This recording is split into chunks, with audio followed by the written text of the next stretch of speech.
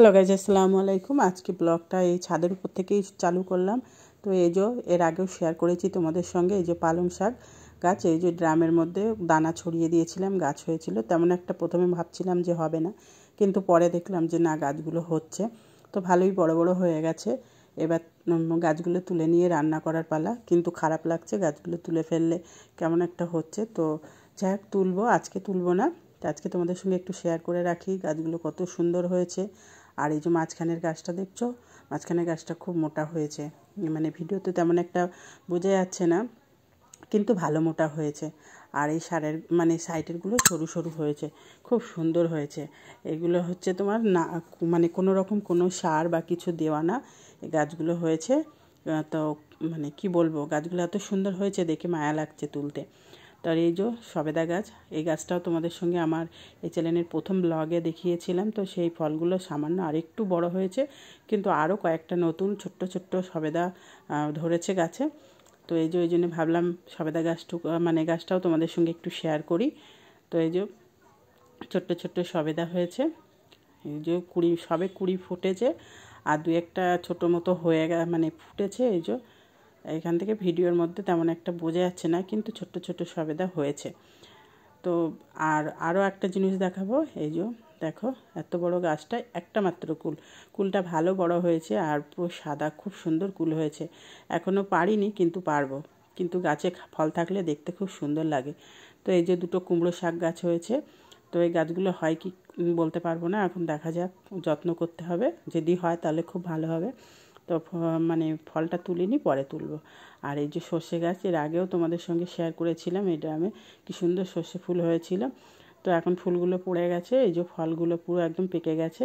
আর এদিকে বিড়ালের চিল্লাচিল্লিতে আমি দেখছি যে আমাদের পুষিটাও আছে, আর অন্য একটা বিড়াল এসে দুজন মিলে খুব ঝগড়া করছে। এদের মানে ভয়েসটা যদি আমি তোমাদের শোনাতে পারতাম, বাঘে যেমন গর্জন করে ঠিক তেমনই গর্জন করছিল। ওর জন্য ভাবলাম একটু দেখায়, কিন্তু সাউন্ডটা তো শোনাতে পারিনি, এত বাইরেরও আওয়াজ ছিল, ওর জন্যে শোনাতে পারিনি, দুঃখিত। তো ওদিকে রান্না নিচয় জোগাড় করে নিয়েছি, রান্না বসিয়েও দিয়েছি। তো আমাকে আমি নিচে চলে যেতে হবে, তবুও একটু দেখিয়ে দিচ্ছি। দেখো কিভাবে দুজনে করছে। এই যে ঘা দিয়েছি, ওদিকে চলে গেছে। ওদের একটা মেয়ে আছে পাশের বাড়িতে, তাকে বলছে একটু ঘা দিয়ে দে, নাহলে কামড়াবে আমার পুষিটাকে। তো এই যে ঘা দিয়ে দিচ্ছে। তো এই যে নিচে চলে এসেছি, এদিকে রান্না হচ্ছে। এই যে বেগুন কুটে নিয়েছি, আর আলুটা কষতে দিয়েছি, বেগুন দিয়ে, আলু দিয়ে, আর বড়ি দিয়ে, বেসমের যে বড় বড় বড়া হয় সেইগুলো দিয়ে রান্না করব। ভাতও বসিয়ে দিয়েছি। আর রোজা করছি বললাম, এই যে ঘুগনিটাও বানিয়ে নিয়েছি। তো বানিয়ে নেওয়া হয়ে গেছে ঘুগনিটা, আর ইফতারেরও ফল টল কাটা হয়ে গেছে। আর এই যে বেসমের বড়াগুলো বলছিলাম, সেগুলোও তোমাদের একটু দেখিয়ে দেই সেগুলো কেমন। দেখো বন্ধুরা, কত বড় বড়। এইগুলো মাঝখান দিয়ে কেটে দেব, না হলে মানে গোটা দিলে গলবে না সেইভাবে। তো কেটে দিলে ভালো গলে যাবে। তো এই যে দেখো কত বড় বড়, হাতে করে তোমাদের ধরে দেখিয়ে দিচ্ছি কাছে থেকে। তো এই যে রান্না হচ্ছে। তো রান্না হোক, এই যে ইফতারের জিনিসগুলোও জোগাড় করা হয়ে গেছে। এই যে শরবত করে নিয়েছি লেবু দিয়ে, আর পানি, এই যে মানে এটা আছে চাল ছোলা, এই যে তেলে ভাজাও এসে গেছে। এর মধ্যে আলুর বড়া আছে, আর আছে বেগুনি, আর এই যে চাল ছোলা। এই যে এটা দেখছো শুধু লবণ দিয়ে ছোলা, আর এটা আদা দিয়ে লেবু, মানে আদা দিয়ে আর লবণ দিয়ে ছোলা মাখিয়ে রেখেছি। আর এই যে ফলের মধ্যে আছে শসা আছে, কলা আছে, খেজুর, আপেল, আঙুর, লেবু, আর এই যে নারকেল কুল বলছিলাম, দু একটা নারকেল কুলও রেখেছিলাম ওর মধ্যে। তো এই যে ফলগুলো রেডি করে রেখেছি। আর ঘুগনিটা পরে খাওয়া হবে বলে ওর জন্য ওদিকে রেখেছি, এর মধ্যে রাখিনি। তো এদিকে রান্নাটাও হচ্ছে। তো আমার ভিডিওটা যদি ভালো লাগে, তোমাদের ভিডিওটা ভালো লাগলে একটা লাইক কমেন্ট শেয়ার করো।